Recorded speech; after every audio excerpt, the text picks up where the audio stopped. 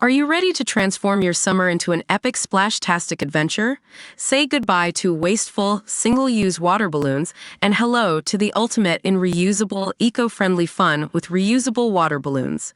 Check out the link in the video description to get yours on Amazon today. University graduates are now earning six-figure salaries during the first year of their profession if they are prepared to ditch Australia's cities and move to a remote part of the country.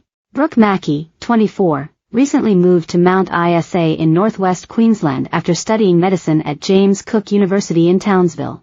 "I really like the dynamic of small mining towns, personally," she told Daily Mail Australia. "You do have a nice sense of community.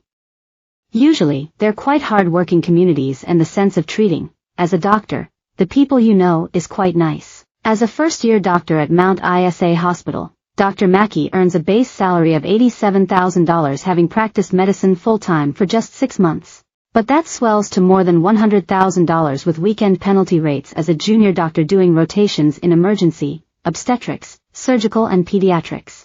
Some weeks, she is working 11 days straight, although most of her roster involves half-days on the weekend.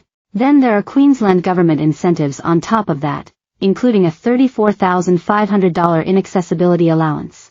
That conservatively takes her pay to $134,500, with her job also including free accommodation and relocation as Australia grapples with a housing and rental crisis.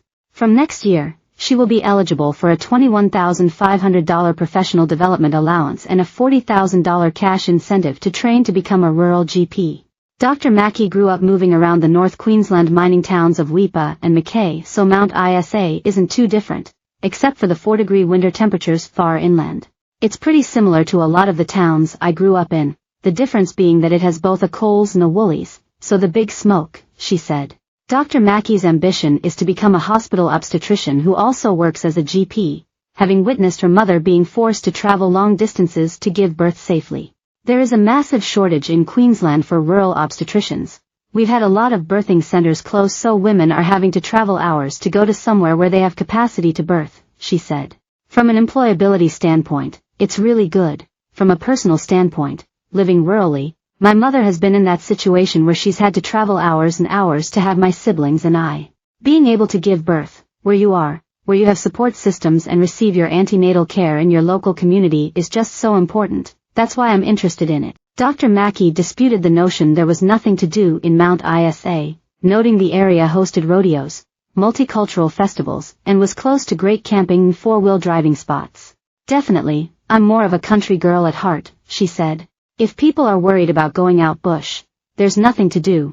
There is something on almost every weekend." But she lamented how she was a very long drive away from her family members living in Townsville, Brisbane and Gladstone. "I find it hard, sometimes. If you want to visit family, you've got to pay an arm and a leg to get a flight," she said. Despite the distance, the young doctor is thinking on one day locating to an even more remote part of Queensland, in the Cape York Peninsula region, so she can care for Indigenous patients especially in need of medical care. "You have the whole host of intergenerational trauma with the Indigenous patients and the distrust in sometimes the Western or white medicine, so dealing with those social factors as well as highly complex patients, it does make for very interesting medicine and very great learning opportunities as a junior doctor," she said. Her fiancé Taylor Tomlinson works in Mount Isa as a maths and physics teacher. Across Australia, general practitioners have an average salary of $133,386, but the average taxable income swells to $163,360 with government incentives. Queensland offers $187,000 worth of rural and remote perks, including a $34,500 inaccessibility allowance, a $70,000 two-year workforce attraction incentive scheme, a $21,000 motor vehicle allowance, a $21,500 professional development allowance and $40,000 cash incentives for 500 junior doctors to train to become GPs.